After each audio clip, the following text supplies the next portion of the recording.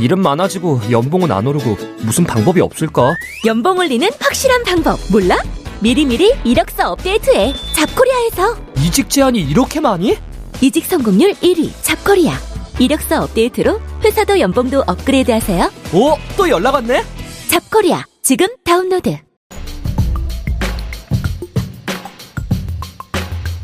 일생 동안 당신이 반드시 읽어야 할 100권의 책 일당백.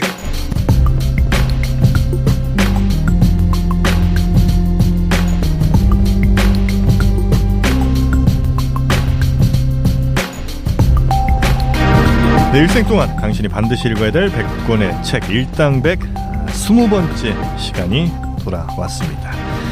반갑습니다. 저는 일당백의 정프로고요. 안녕하세요. 정민여입니다. 반갑습니다. 정박입니다. 예, 말을 놓고 있습니다. 자, 오늘 저희가 예고해드린 대로 오늘은 우리가 반드시 한 번은 넘어야 될 그 산, 어마어마한 태산, 마르크스의 자본론, 자본 갑니다. 돈 얘기죠. 돈이죠, 돈. 돈이죠. 네. 캐피탈. 네, 캐피탈을 가는데 쉽지 않습니다. 이 산은 웬만해서 넘기가 쉽지 않아요. 예, 그래서 여러분들도 아마 넘으신 분들이 거의 없다고 저희가 이제 판단을 하고 방송을 할 텐데 유일하게 넘으신 우리 정박님 모시고 경제학자들도 이 산 못 넘은 사람이 많아요, 사실은. 넘으신 거 맞아요, 정박님? 아니, 저도 그냥 입구에서 표지판만 좀 보고 네. 이렇구나 정도. 정박님이 이렇게 말씀하실 정도면은 저는 오늘 입을 닫고 있어야 될 것 같아요. 근데 꼭 그렇진 않은 게 네. 우리 또 정민여님은 또 욕망의 화신, 돈에 굉장히 또 매달려 사는 사람 아니겠습니까? 네, 오늘도 지금 여기 오기 전에 돈을 많이 쓰고 왔기 때문에 네. 그래요? 네. 왜? 열심히 들어야 돼요. 뭘 또 이렇게 돈을 썼어? 그냥 뭐 아들 장난감 사주는데 왜 이렇게 비싸요, 애들 장난감이. 그렇게 내가 사지 말라고 얘기를 했잖아요. 아니 근데 지가 비싼 걸 집어 꼭 그렇게. 아니 지가 비싼 걸 집어가 아니라 애들이 제일 집기 쉽게 만든 걸 비싸게 만들었겠지. 그렇겠죠. 예. 애들 홀리게 만들어야 그럼요. 되니까. 네. 그런 거에 넘어가면 안 되지, 우리 정민여. 어쨌든 우리는 남편이랑 저랑 둘 다 경제관념이 없어가지고 오늘 방송을 잘 듣고 네, 좀 돈을 좀 모아야 될 텐데. 이 책을 읽고 나면 재테크란 건 신규류에 불과하구나. 재테크는 할 수가 없구나. 그래요? 네, 우리 저축 안 해도 돼요, 그러면? 생산수단을 갖고 있지 않는 사람은 누구도 돈을 모을 수 없다. 이걸 알게 되실 겁니다. 그러니까 우리 저 정민여네 집이 이제 대표적으로 100만 원 벌면 150 쓰는 집이거든요. 그쵸. 원래 모을 수가 없어요, 이 집은. 뭐 생산수단과 무관하게. 한 번도 돈을 모아본 적이 없고요. 결혼한 이후에 돈을 한 번도 모아본 적이 없고 이제는 이렇게 되는 것 같아요. 이게 돈을 좀 많이 벌고 좀 모아야지 이 돈을 열심히 차곡차곡 모아야겠다는 생각이 드는데 뭐 아무리 해도 돈이 안 모아지니까 그냥 이제는 막가파예요. 그냥 쓰고 죽자. 이 자본주의에 반항하는 혁명적인 삶을 실천하고 계시네요. 혁명가인가요, 네, 저희? 그렇죠. 쓰레기들이에요. 무슨 혁명가입니까? 그렇게 치면 정프로도 돈 못 모으시는 걸로 유명하시던데. 저는 이제 이사 계속 다니시고. 그렇죠. 이분이야말로 진짜 치료가 필요하신 분 같아요. 진짜 1년에 지금 1년 사이에 3번째죠? 그렇죠. 이제 토탈로 보면 이제 제가 이제 결혼한 지가 만 4년 좀 된 것 같아요. 6번째 집에 지금 이제 살고 있고 7번째 집이 곧 와이프는 똑같아요? 뭐가요? 7번째 집에 와이프는 다 똑같아요? 야 무슨 말씀이세요 그게. 참나. 하여튼 그래서 우리는 살면서 늘 그런 생각을 합니다. 우리 왜 서울의 달에도 그런 비슷한 장면이 있었습니다만 어디 이제 뒷동산 같은 데 올라가서 서울 밤하늘을 이렇게 쭉 살펴보면 저 많은 집들 가운데 왜 내 집은 없나. 그렇죠. 이제 그 얘기는 결국 이제 뭐 집으로 표현이 됐습니다만 다 이렇게 다 잘 살고 뭐 이만큼씩 갖고 있는 것 같은데 왜 나는 그게 없을까? 이 고민들 다 하는 거 아닙니까? 그렇죠. 네. 그 고민을 오늘 명쾌하게 풀어주실 겁니다. 참고로 좋아요. 우리 정박님이 이 자본론이라는 책 고등학교 때 읽었어요. 진짜요? 역시 서울대생이네. 그건 아니고요. 이 자본이란 사실 이제 자본론이라고 하는데 이 원저 제목을 보면 다스 카피탈이거든요. 독일 말로. 다스 카피탈. 다스의 주인 누구죠? MB? 진짜 그렇네요. 다스 카피탈이니까. 네, 다스 카피탈. 그렇죠. 그러니까 무슨 뜻이에요? 자본입니다. 영어로 더 캐피털이죠. 네네. 제2외국어 뭐 하셨는데요? 독일어예요.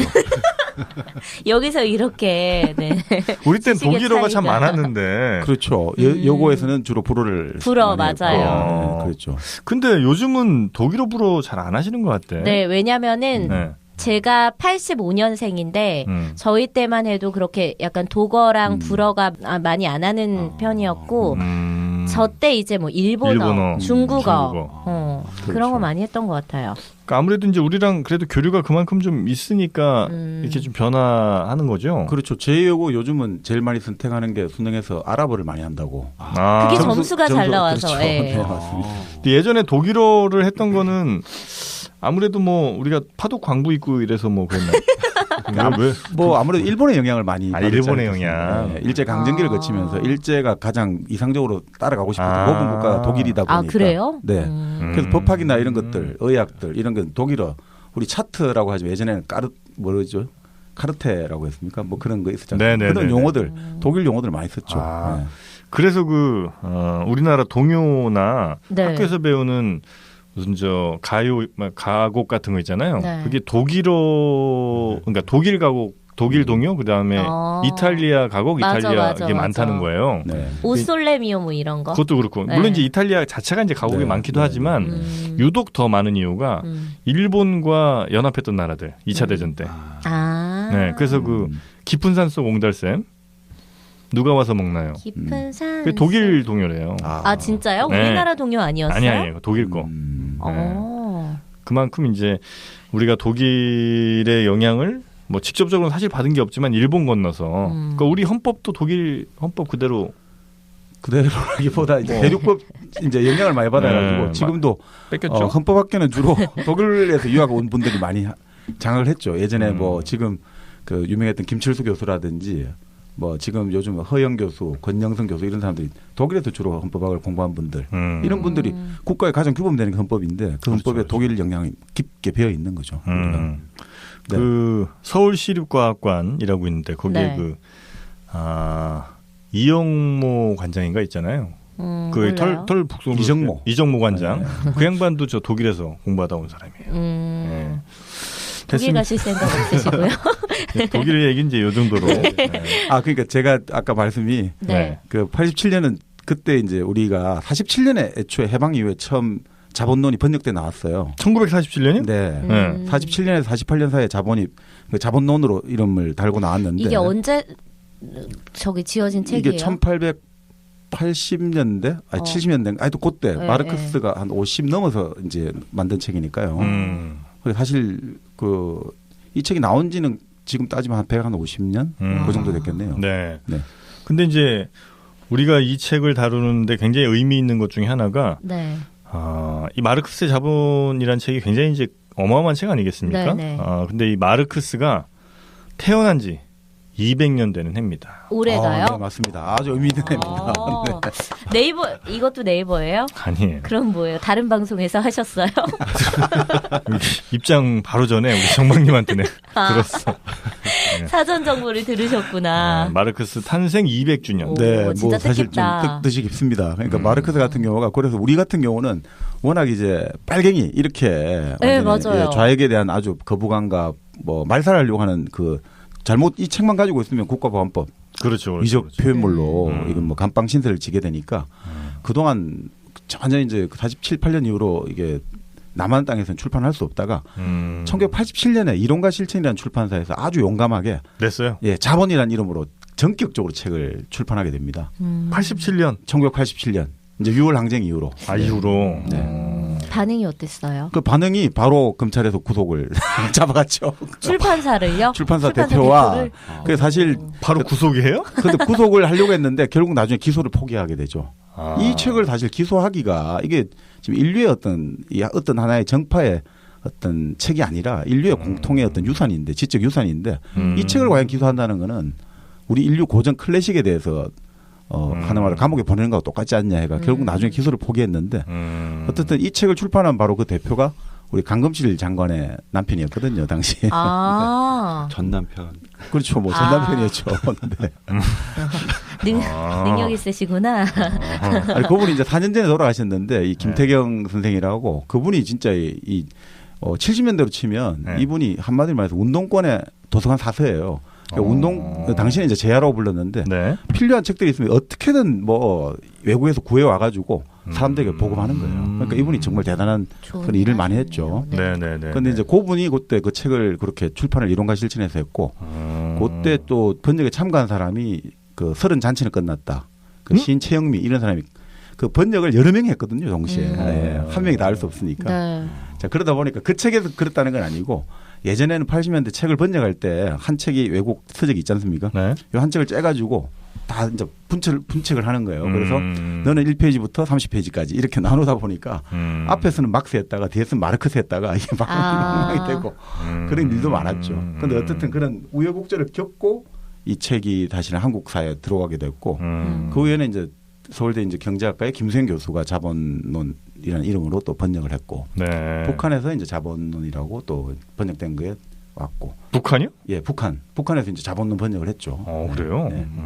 현재는 뭐 그 정도인데 아직까지 정식으로 우리가 마르크스 앵겔스 전집이라 해서 메가라고 부르거든요. MEGA라고 하는데 이제 독일 말로는 좀 다르지만 그거를 아직 마르크스 책이 죽은 지가 지금 1883년에 졸했는데 지금도 아직 그 책이 정확하게 한 140권 정도 이렇게 나와야 되는데 아직까지 60권 정도밖에 제대로 출판이 안 되고 있습니다. 그러니까 그분들이 쓴 책이 제대로 우리나라에서 번역돼서 출간이 잘 안 됐다고요? 그 메가는 아직 한 권도 번역이 안 된 걸로 제가 들었는데 정식 그 메가 관련해가 저작권에가 최근에 나온지 모르겠습니다만 그 정도로 아직까지 우리는 마르크스를 전혀 모르고 있다고 봐도 무방하죠. 아니 그러니까 읽지도 않은 사람들이 그러면 그거 책 냈다고 막 잡아들이고 뭐 이런 거예요? 그때 이제 번역한 것들. 그때 이제 우리가 이런 이제 정본이 있지 않습니까? 딱 이게 문헌학적인 고정을 거쳐가지고 이 수필 이제 정말 6필 원고를 가지고 이렇게 비교를 해가지고 아주 꼼꼼하게 검증을 하고 분석을 해가지고 자 요거를 정본으로 하자. 요걸 번역한 거는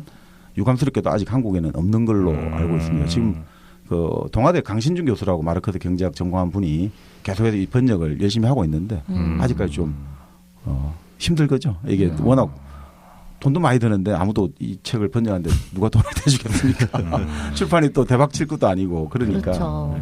그리고 워낙 또 어렵지 않습니까? 자본이란 책이 뭐 저도 사실 아까 뭐 예전에 그 1987년에 그 책을 사긴 샀어요. 사긴 샀는데 몇 년이요? 87년에 나오자마자 어떻게 운 좋게 가서 하나 책을 사긴 샀는데 문제는 책을 사는데 무슨 말인지 도저히 모르겠더라고요. 읽어봤는데 도저히 모르겠고 그러니까 야 이거는 그냥 샀다는데 만족하고 그냥 집에 모셔놓자 이렇게 허세네 허세. 데코로. 네. 그 대학 다닐 때도 강좌를 신청을 했어요. 김수현 교수 그 바로 마르크스 경제학을. 근데 신청을 했는데 저도 경상도 사람인데 김수현 교수님도 대구 출신인데 이분도 이게 말을 저도 잘 못 알아듣겠더라고요. 그래서 결국 그 수업도 그냥 듣다가 포기를 하고. 그런데 최근에 위안되는 거는 뭐 일본의 마르크스 경제학을 전공한 학자가 한 1000명 정도 된다고 해요. 근데 그 중에서 마르크스 이 바로 자본을 끝까지 완독한 사람은 한 50명도 안 된다고 그러더라고요. 근데 이렇게 어려운 책을 우리가 지금 다뤄야 하는 거예요? 아니 그러니까 그 이른바 마르크스 경제, 그러니까 마르크스를 전공하고 그걸 가르칠 사람들이 자본이란 책도 제대로 안 읽고 가르친다는 거예요? 그럼 지금? 아니 뭐 그러니까 뭐 이게 완독하기가 그만큼 힘들다는 거고 하다못해 그 저기 프랑스의 토마 피케티라고 21세기 자본 피케티 네네 그 양반 같은 경우도 제목에 21세기 자본이라고 뭔가 마르크스 자본 막스 자본하고 그렇죠. 느낌을 주지 않습니까?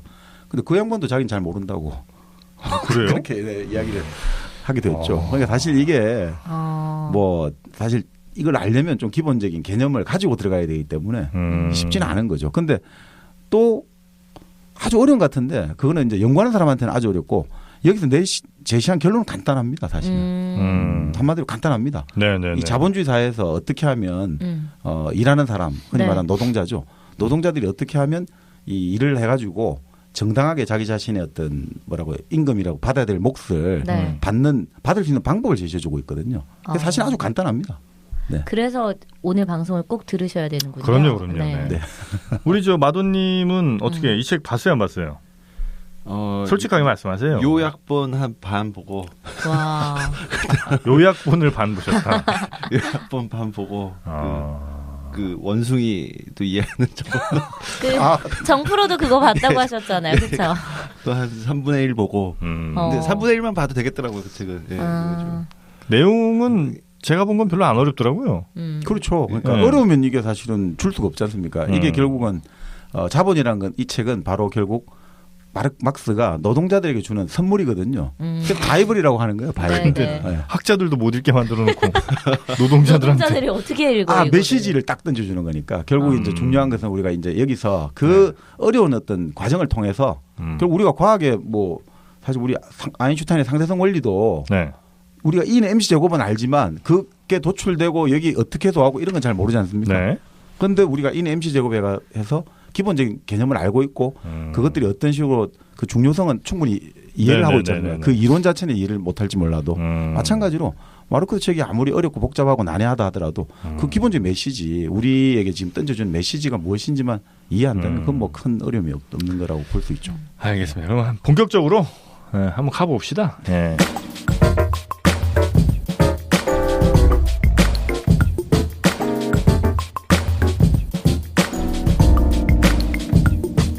자, 일단 마르크스. 우리 호칭은 마르크스로 어떻게 통일할까요? 막스로 하실래요? 막스가 뭔가 되게 있어 보여. 아, 그래? 막스로 갈까요? 그게 본래 일본에서 번역을 하다가 제가 듣기로는 일본 사람들이 받침 발음을 잘 못하지 않습니까? 그러니까 막스란 발음을 잘 못해요. 그래서 마르쿠스 하다가 마르크스로 하고 우리는 막스라고 하는 게 이제 보통. 그래요? 그래서 근데 편하신 대로 하십시오. 그럼 막스로 가시죠. 막스가 간지나요. 그래, 이게 좀 간지가 나야 할 맛이 나. 그럼 막스. 그렇죠. 200년 전에 태어난 그 양반. 그렇죠. 1818년이죠. 지금부터 200년 전. 1818년. 그 독일의 트리어라고 라인 남부 쪽인데 프랑스하고도 좀 가깝고 그 우리하고도 좀 인연이 좀 있거든요. 무슨 인연? 막스가요? 그 막스가 태어난 동네 트리어라는 동네가 거기가 바로 그 흐르는 강이 모젤 강변. 모젤? 우리 마주왕 모젤. 샴페인? 샴페인. 그러니까 아니 화이트 와인으로. 화이트 와인이에요? 마주왕 모젤 있지 않습니까? 바로 거기. 빵집에 가면 파는 저렴한 와인. 싼 거? 네, 싼 거. 바로 여기죠. 이 모젤 와인이 바로 이 마르크스 이쪽 동네에서 가장 많이 생산되고 있죠. 우리랑 무슨 상관? 아니 마주왕이 모젤이랑. 난 뭐 교류가 있었다든지 뭔가 그런 거를 기대하고 있었는데. 힘겹게 엮어내시네 어떻게. 하여튼 마주왕 모젤이 그 모젤. 그렇죠. 그 동네에서 태어났다고요. 그렇죠. 네. 그러니까 좀 사는 집이죠, 그 집이. 그렇죠. 이게 사는 집이 아버지가 본래 대대로 여기가 랍비를 했다고 하네요. 이 집안이 유대인 집안이죠. 근데 아버지는 변호사를 했는데 변호사를 하면서 개종을 해요. 유태교에서 독일 이제 개신교 루트교로 개종을 하는 거죠. 그러니까 이제 아버지는 기본적으로 이제 변호사를 하고 부유한 가정이고 이 어머니가 또 보면 아주 부유한 집안 출신이더라고요. 그 어머니 집안이 나중에 이 막스의 외가가 바로 필립스 전자를 설립한 집안이더라고요. 필립스? 진짜요? 네. 필립스라면 토스트기하고 믹서기 나오고. 그렇죠. 핸드블렌더. 네, 그렇죠. 그게 유명하죠. 거기에 원조 집안, 설립자예요? 막스의 외가가. 네. 그래요? 네. 자본가 집안이네. 그렇죠. 다른 문제.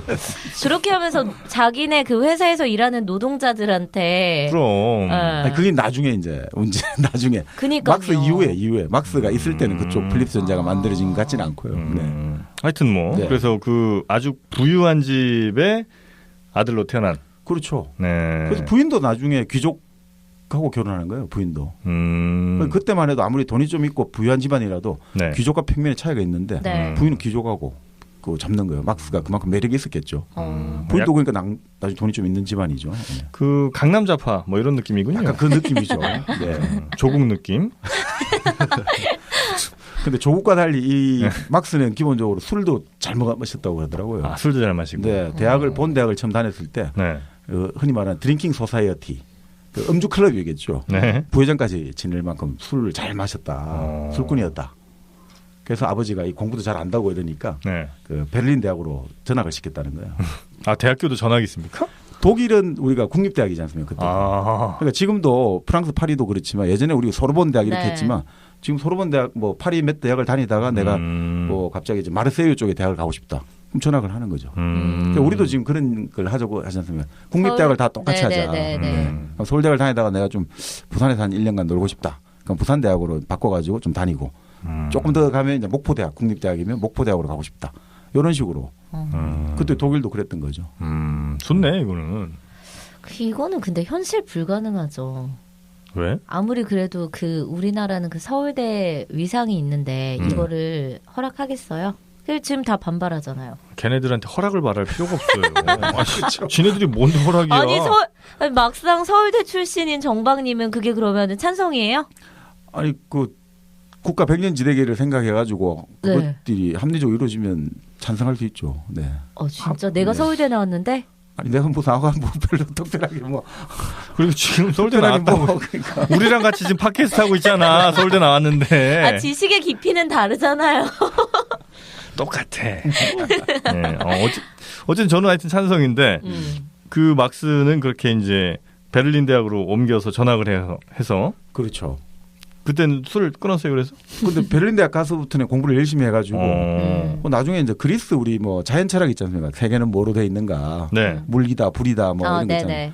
그 자연철학 가가지고 박사 논문을 썼죠. 근데 문제는 이분이 학교 다닐 때도 좀 비판적인 글을 썼다는 거예요. 정보 비판적인. 그러니까 이게 그 독일 같은 경우는 왜 박사 논문이 있고 교수가 되기 위해서 다시 또 논문을 써야 되거든요. 교수 자격 임용, 교수 임용 논문을 또 써야 되는데 그게 안 되는 거죠. 이제 너무 비판 시각으로 그렇죠. 하니까. 그러니까 이미 블랙리스트 올렸다고 생각하면 되죠. 그러니까 결국 갈 길이 없잖아요. 네. 왜냐하면 뭐 독일에서는 대학이 다 국립이다 보니까 네네네. 공무원인데 공무원 임용이 안 되니까 그러면 이 공무원 임용이 안 되는데 글을 쓰는 사람이 갈 곳이 어디가 있겠습니까? 학원. 그때는 학원. 우리나라 다 학원 가. 인강 강사로. 네. 스타 강사 되는 건가요? 그 예전에는 본래 70년대 이제 60년대 했던 분들은 그 학교에서 취직 안 되잖아요. 운동하다가. 그러면 출판사로 많이 갔거든요. 출판사. 네. 맞아. 출판사라든지 좀 언론사. 글을 다루는 그렇죠. 언론사.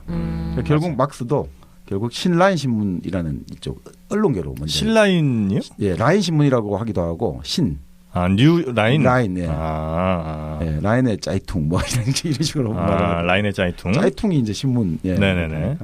그래서 결국 그렇게 하다가 결국 뭐 독일 그 당시 프러시아 프로이센이겠죠. 네. 제대로 계속 아무래도 부딪히게 되니까 결국 파리로 옮겨가게 되는 거예요.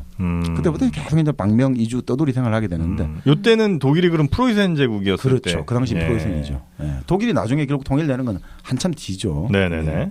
자 결국 그렇게 파리에 있다가 파리에서 뭘 이제 보냐면 우리 1848년 파리 2월 혁명 이런 걸 보게 되는 거예요.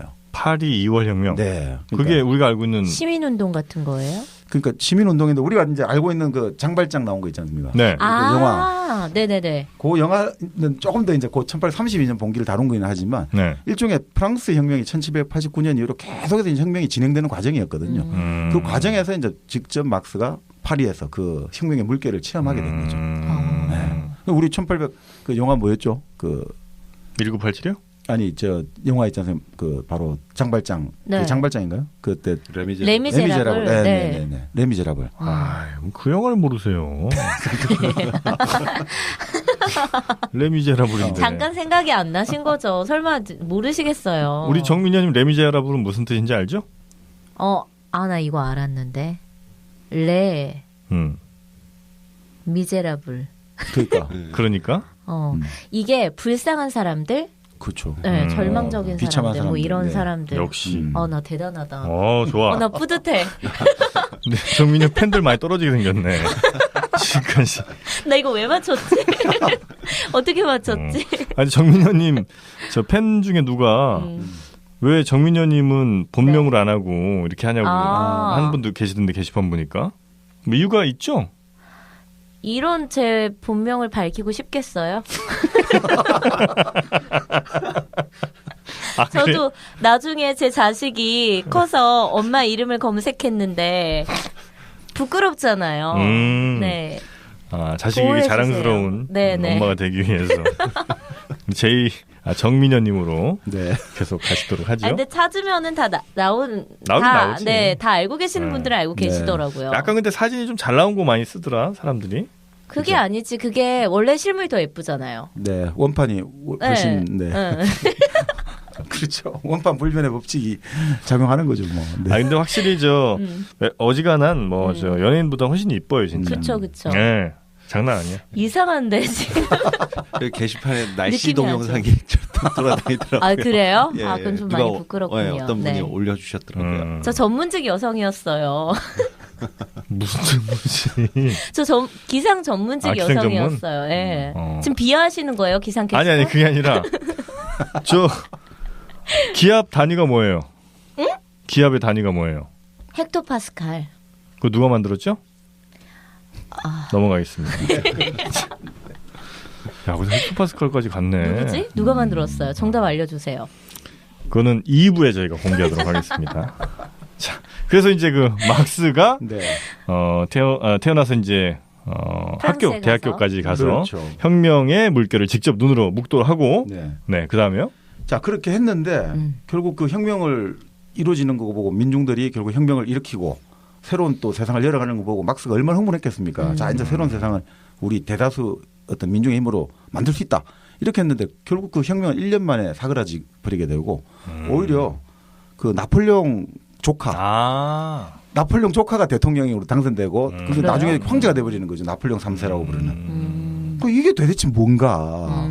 사람들이 이게 더 이상 못 살겠다 갈아보자 해가지고 이 세상을 뒤엎었는데 그럼 세상이 바뀌어져야 되는데 누가 등장했냐면 오히려 더 옛날로 가버리는 거죠. 황제가 등장하는 걸로 가니까. 아니 사람들이 못 살겠다고 분명히 바꿔버리면 뭔가 새로운 사람을 뭘 하고 새로운 정치를 해야 되는데 왜 갑자기 퇴보를 하는가. 왜 혁명이 실패할까. 많은 사람들 대다수 사람들이 원하는데 왜 이건 실패하는가. 이런 이제 의문을 갖게 되는 거죠. 이거 어떻게 해야 되나 그러면.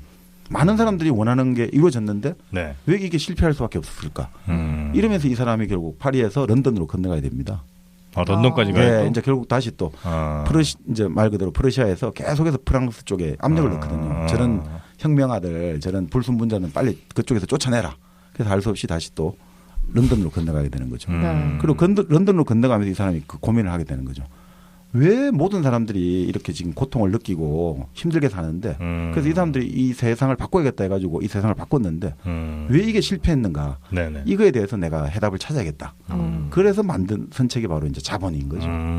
그 책을 쓰기 위해서 이 사람은 우리가 이제 요즘은 영국 박물관이라는 말을 쓰는데 예전에는 대형 박물관 뭐 이랬잖아요. 거기 부속이 이제 도서관, 도서실이 있을 거 아닙니까? 계속 이제 출퇴근하는 거죠. 그 이제 책을 가지고 연구를 하는 거죠. 본래 이 사람은 철학을 좀 공부한 사람인데 이 철학만 가지고 안 되겠다. 경제학을 해야겠다. 그래서 자기는 말 그대로 과학으로 접근하겠다. 왜 이제 노동자들이 민중들이 바라는 세상을 가기 위해서는 우리가 가슴만 갖고 되는 게 아니라 냉철한 머리를 가지고 이 과학을 가지고 이걸 만들어야겠다. 그래서 이 책을 이 사람은 필생의 역작으로 만든 게 바로 이 자본인 거죠.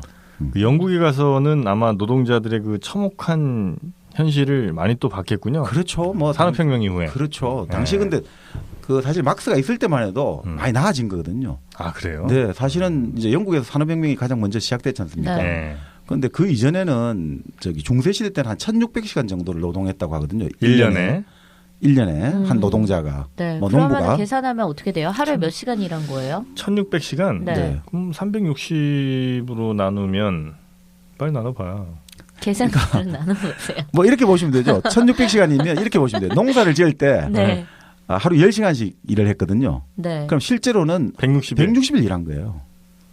그럼 거의 이틀에 한 번 정도, 거의 그죠. 2.1, 2, 3일 정도에 마다만 노동한 거예요. 일주일에 3.5한 5일을 쉰 거죠. 일주일에 반을 쉰 거죠. 아니, 10시간씩 160일이면 그렇죠. 1,600시간이죠. 반을 그렇죠. 반은 놀고 반은 일한 거예요. 그러니까 이게 사실 그랬거든요. 왜냐하면 우리도 마찬가지잖아요. 우리 예전에 농사를 짓잖아요. 예전에 이제 중세 왕조 사회 때. 자, 농사를 지을 때 딱 추수하고 나면 그다음부터 일합니까? 안 합니까? 그치, 놀잖아요. 그렇지. 11월, 12월, 1, 2, 3, 5개월을 논단 말이죠. 다 임신했어 그때. 그때 밤에 뭐 전기가 들어오냐 뭐가 들어오냐. 아니 왜 근데 그래서 막 할머니들이 하시는 말씀이 막 밤매다가 애 낳고 왔다 그러고 막. 애들이 3월 되면 다 태어난다고. 아, 그 겨울 기간 동안 4월, 3, 4, 5월 이렇게 막 다 태어나. 그런데 여기저기서. 이제 정말 그때 그러니까 중세만 해도 우리가 생각할 땐 되게 참혹하고 이런 생각이 드는데 네. 실제 노동 시간 자체로는 길지 않네요. 네, 그거는 뭐 인도, 우리 중국, 동아시아, 어디나 유럽 다 어디나 마찬가지로. 중세 농업을 짓는 데는 되게 비슷해요. 자, 그랬는데 영국에서 딱 산업혁명이 만들어졌지 않습니까? 됐지 네. 않습니까? 3,200시간까지 일했어요. 와, 2배로 늘어난 3,200시간. 3,200시간. 네, 하루에 뭐 18시간, 19시간씩 일하고 40시간 또 연속 노동을 하니까 죽는 사람이 속출하는 거예요. 그 우리나라가 지금 엄청 그 전 세계에서 노동시간 많기로 네네. 유명하잖아요. 네. 우리랑 멕시코가 지금 세계 1, 2위인데 그게 아마 2,100시간 뭐 이 정도. 네, 그게 OECD 국가 중에 하위권이죠. 네. 네, 굉장히 일하는 걸로 시간으로 굉장히 상위권이지. 최상위권. 그렇죠, 그렇죠. 업무 강도도 그렇고. 그것도 어마어마하게 많이 한다고 하는데 네. 그보다 훨씬 많이. 3,200시간. 한 1.5배 이상은. 그래서 당시에 어떤 그 공장의 노동자들, 어떤 지역의 노동자들은 네. 평균 수명이 한 16세 뭐 이렇게 나오죠. 6살 때부터 노동을 하다 보니까. 아, 6살짜리를 노동을 예, 시켜요? 그래서 유아 노동을 그 어린애들 같은 경우는 예전에 런던 같은 경우는 벽돌을 청소를 시킬 때 이 어른들이 못 들어가니까 애들을 동원해가지고 숯금덕 마시면서 그러니까 그런 참혹사는 말도 못하는 건데 그나마 그래도 19세기 전반에 하도 많이 죽어 나가니까 요즘 치면 근로기준법 이제 공장법이라는 게 만들어져가지고 네. 성인은 하루에 15시간 이상 일을 못 시키고 어린애들은 12시간 이상 일을 못 시킨다. 이런 식으로 법이 바뀌어진 거예요. 그러니까 막스가 갈 때마다 많이 좋아진 거죠. 그럼에도 불구하고 그 참혹한 정상이라 말할 수도 없었던 거죠. 올리버 트위스트가 요때 그렇죠, 맞습니다. 거죠. 그 당시 어떤 영국의 어떤 그 소년들이 처한 아주 가혹한 노동 어떤 환경을 증언하고 있는 책이죠. 네.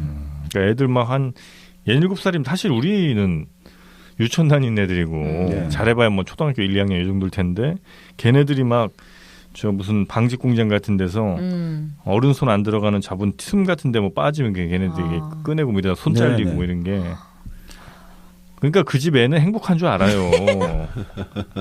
아, 그래서 님 아들은 공장에 보내시게요? 우리 애들은 빡세게 일 시킬 거야 나는. 아니 그 설국 열차 보면 그 나오지 않습니까? 엔진. 그렇죠, 그렇죠. 거기 보면 어린애들이 들어가 있잖아요. 깜짝 우리가 놀라게 네. 되는데 사실 그런 우리 초기 산업혁명 시절에 과거에는. 예, 유소년 노동에 대한 진짜 어떻게 보면 그렇죠. 그런 참상을 환기시키는 측면이 있다고 보여지죠. 저는 그래서 그 설국열차를 만든 봉준호 감독이 굉장히 저는 높은 점수를 줬던 게 네. 기차라는 게 사실 산업혁명의 상징물입니다. 그렇죠, 맞습니다. 그렇죠. 네. 네, 그래서 그 산업혁명에서 가장 뭐랄까 먹이사슬의 가장 아래에 있는 어린아이들이 아이들. 그 노동에 동원됐던 그거를 아마 상징적으로 보여준 게 아니겠느냐. 그렇죠. 그리고 말 그대로 산업혁명의 전기기관이니까 그렇죠. 그 기차가 그 흰 수증기를 토해내면서 한 레일을 따라 거침없이 질주하지 않습니까? 이게 자본이 질주하는데 앞에 아무런 끄리낌 없이 그냥 뭐 폭주를 하는 거죠. 네. 그러니까 기관차 이런 것들을 그렇죠. 상징하는 게 있죠. 선박 기관차라는 게. 그리고 그거는 멈추질 않아요. 그 열차는 365일 달리잖아요. 계속 그죠. 네. 끊임없이 달린다는 것들. 유명한 영화 제목 중에 그 월스트리트 있잖아요. 네. 월스트리트 누구죠? 그 네. 그 유명한 영화죠. 브래드 피트 말고 저 잘생긴 레오나르도 디카프리오 나왔던 네. 울프 오브 월스트리트라고 있어요. 네. 근데 그 영화의 부제가 아마 머니 네버 슬립스일 거예요. 네. 돈은 잠자지 않는다. 네. 결론은 그거다. 그렇지. 그게 바로 그 봉준호 감독의 설국열차에 잘 나와 있었고 그 제목을 제가 오마주하면서 과거에 떡국열차라는 역사 팟캐스트를 만들었죠. 그 이름을 이제 우리 정프로가 지었죠. 네. 아니 그러니까 그 명명을 아주 잘하시더라고요. 떡국열차. 일당백 뭐 이런 명명을 아주 네이밍의 귀재시죠. 일당백도 정프로가 네. 만든 거예요? 지금 뭐 원래 당반백 하다가 일당백으로 딱 바꿔오시더라고. 네, 하여튼 네이밍은 뭐. 자, 그래서 영국의 그 참혹한 노동 현실. 네. 그렇죠. 네. 자, 그걸 이제 결국 보면서 이 결국 내가 이제 과학으로 이제 인류가 나아갈 사회의 어떤 방향과 이런 것들에 대한 과학적으로 해답을 한번 제시하겠다. 그 결실로 오랫동안 공부를 한 거죠. 그러다 보니까 이 사람은 직업이 공부예요, 그죠? 도서관에서만 맨날 드나드니까 그래서 이제 여러 가지 힘든 것도 많았다고 하는데 사실 또 이야기는 그래서 그런 일들이 일화가 많거든요. 너무 힘들게 살아놓으니까 이 사람이 자본을 지으면서 당시 자본주의 체제를 아주 부정적으로 바라봤다 이렇게 말하는 것도 있는데 뭐 그렇지는 않고요. 친구 엥겔스가 아주 많이 도와줬고 엥겔스는 본래 아버지가 독일계인데 영국 맨체스터에 공장도 갖고 있는 거예요. 다국적 진짜 기업을 갖고 있는 사람인 거예요. 그러니까 아버지 둘 다 부잣집 아들이군요. 그렇죠. 그러니까 엥겔스는 딱 막사하고 이야기 나눠보고 나서 야 평생을 같이 하고 내가 당신 지원해주겠다. 근데 아버지가 되는 거예요. 근데 아버지가 돈을 안 주잖아요. 그러니까 독일과 영국을 왔다 갔다 하면서 그때 이제 여비에서 몰래 좀 남겨먹고 이래가지고 막세해지고. 네. 그래도 대단하다. 또 막스도 어떤 집안에 좀 나중에 유산도 받고 부인도 또 유산을 좀 받고 또 나중에 막스가 자본론 일권을 헌정한 사람이 당시 사회주의 계열을 좀 이제 좀 친밀하게 지낸 사상가 일종의 어떤 유력자가 있었는데 네. 이 사람이 그 막스에게 돈을 남겨주고 간 거예요. 요즘 치면 뭐 아주 큰 돈을 남겨주고 간 거예요. 당신 이거 가지고 마음껏 공부해라. 그러니까 막스가 자본론 일권은 그 사람에게 바친다 이렇게 돼 있거든요. 그러니까 사실은 이렇게 저렇게 좀 도움을 많이 받아가지고 네. 막스가 그렇게 뭐 어렵게 살고 이러진 않았습니다. 네. 그리고 저 영국에서 살 때도 계속 저 집 일 봐주던 뭐 아줌마가 있었어요? 언니 있었잖아요. 도움이. 뭐 그래서 약간 거기서 애가 하나 낳니 안 낳니 이런 이야기는 전해지고 있는데 그건 모르겠습니다. 정확하게 저도 아직. 아니 그럼 영국에 갈 때 결혼을 한 상태였어요? 네. 그래서 그 막스 살았던 집이 영국에 아직도 있잖아요. 네. 진짜. 네, 그렇죠. 거기가 관광 코스기도 해요. 맞습니다. 네. 그리고 막스가 사실 그 자본을 이 책을 썼을 때 이게 아무래도 좀 뭔가 역사가 발전하고 진화한다 해가지고 당시 다인의 종의 기원 여기 영향을 좀 많이 받았다 해가지고 이 막스가 자본을 애초 다인에게 헌정한다 이런 이야기 돌았는데 그게 좀 잘못된 거고요. 그래요? 막스의 사이가 이제 뭐 막스의 사이라고 전 들은 것 같은데 애인이었다고 들었습니다. 막스 딸의 애인이 막스 딸의 애인이 이제 그 다인을 워낙 좋아해가지고 다인에게 이제 그런 책을 헌정하려는데 다인이 거절했다. 요게 거절했대요? 예, 좀 와전돼가지고 막스가 애초에 자본론을 바치려 했는데 거절했다. 이런 이야기도 많고 이 또 자본책 서문 보면 그 막스 같은 경우가 그 미국 있지 않습니까? 네. 링컨 대통령이 당시 독립전쟁에서 이겼지 않습니까? 공화당. 그 시대쯤입니까? 예, 1860년대 그거고. 그러니까 뭐 막스가 축하 전보를 치기도 하고. 당신의 승리가 당신 개인의 승리가 아니라 결국 미국의 노동계급과 이 사람들의 어떤 일치단결한 승리의 결과다. 그 소문에도 그렇게 나옵니다. 이제 미국의 독립전쟁이 프랑스 대혁명을 자극했고 또 마찬가지로 지금 독립전쟁이 또 이 노동계급의 혁명 의욕을 자극하고 있다. 이런 식으로 아주 기본적으로 막스는 국제주의적인 사람인 거죠. 국제주의 한 지역 한 국가를 넘어서서 우리가 노동계급이라는 전체적으로 딱 우리가 묶어가지고 가야지 결국 이 세상을 뒤바꿀 수 있다. 우리가 편협하게 우리나라 사람들만 모아야 되지 외국 외노자가 어떻고 저떻고 이렇게 하면 그 노동자는 일국으로 갇혀버리면 절대 혁명은 성공할 수 없다. 이런 사실 이런 게 깔려 있는 거죠.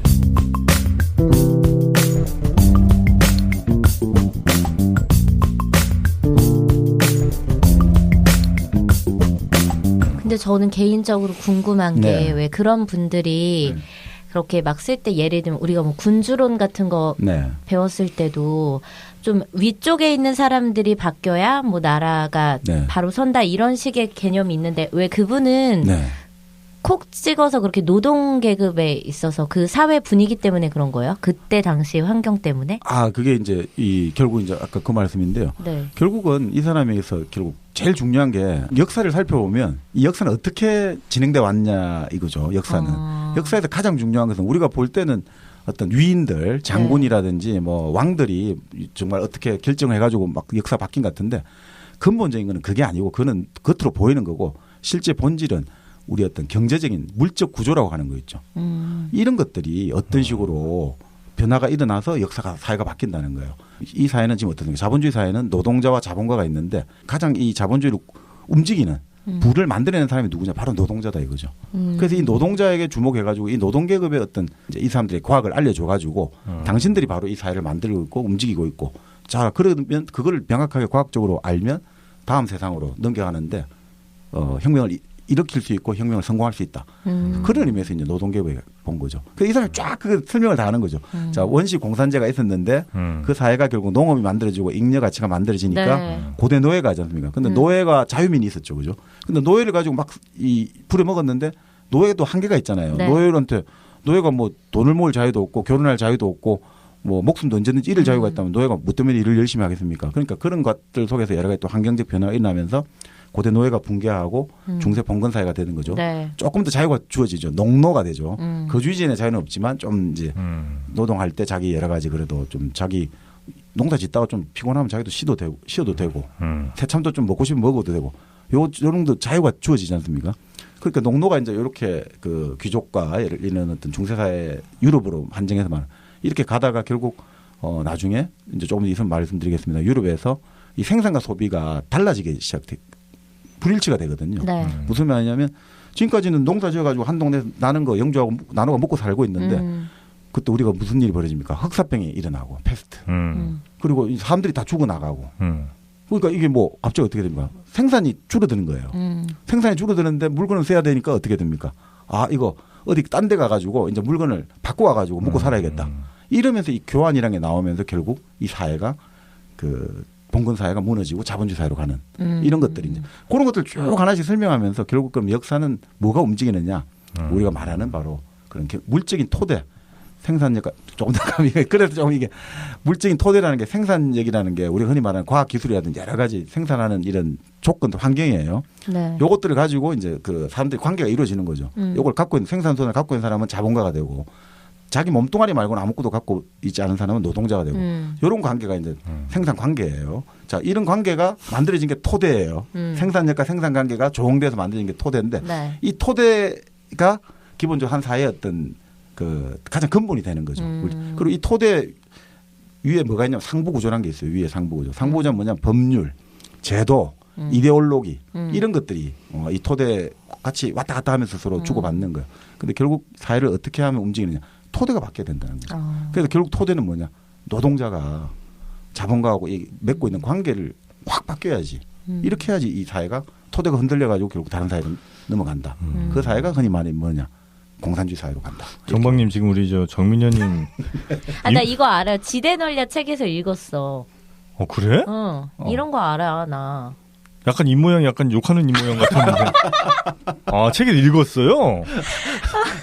난 그럼 방금 지금 욕 나온 줄 알고 내가 말리려고. 그래. 느꼈어요? 내가 봐도 좀 길더라고. 요게 이게 좀 이거는 저도 너무 지금 이게 너무 뭡니까 이게 거칠게 말한 거고. 네. 뭐 좀 더 이제 우리가 하면서 이야기를 할 수 있겠죠. 본격적인 내용은 이제 뒤에 다시 한번 저희가 여러분들 입에서 욕 안 나오게 저희가 친절하게 해드립니다. 제가 대신 해드릴게요. 네. 욕이요. 여러분들은 욕하지만 여러분 입을 왜 더럽힙니까? 우리 정민여가 있습니다, 여러분. 네, 하여튼 대충 이제 책의 개괄적인 내용은 그런 건데 그런 걸 이제 구체적인 사례라든지 역사적인 증거들을 이렇게 쭉 제시하면서 그렇죠. 그런 주장들을 했다는 거죠. 네. 그러니까 사실 뭐 그 이제 자본이라는 책은 네. 워낙 뭐 아까 저도 도저히 뭐 앞에 표지판만 보고 목차만 보고 그냥 좋은 책이구나 이런 생각했는데 이 자본이 끼친 효과라는 건 뭐 이 세계 역사에서 너무너무 심대한 거죠. 그럼요. 네. 그러니까 어떤 영국 BBC 방송 같은 경우는 지난 1000년간 가장 큰 영향을 끼친 인물로 막스를 잡거든요. 왜냐하면 이 막스의 자본이 나오고 나서 1917년 러시아 혁명이 작년에 100주년이었죠. 그렇죠. 100주년 러시아 혁명이 일어났고 1945년에서는 45년 50년 사이 냉전 체제가 전 세계의 거의 반이 반도 바로 막스의 어떤 자본론에 근거한 그렇죠. 현실 사회주체로 움직였고 그리고 이 책이 나온 지는 불과 150년밖에 안 되는데 성경 나온 지는 지금 얼마입니까? 2000년 그러니까 천년 그렇죠. 그런 것보다 더 많은 영향을 줬다는 의미에서 이 책은 정말 그리고 모든 분야를 사실상 어떤 사람들은 좀 비판합니다만 막스가 다루고 있는 이제 책이 단순한 정치, 경제, 사회, 문화, 예술, 언어학, 뭐 역사학, 인류학, 철학 다 모든 걸 아우르다 보니까 사람들이 만병통치는 하나도 쓸모가 없다 이렇게 이제 폄하도 많이 하지만 그렇게 간단하게 볼 문제는 아니죠. 아직까지 고작 150년밖에 안 됐고 워낙 이게 가지고 있는 게 너무너무 많습니다. 사실은 이게 마르지 않는 소원이죠. 네. 그러니까 전 세계를 둘로 나눈 분이에요, 저분이. 네. 사실은. 네. 그렇네. 그 누구도 하지 못했던.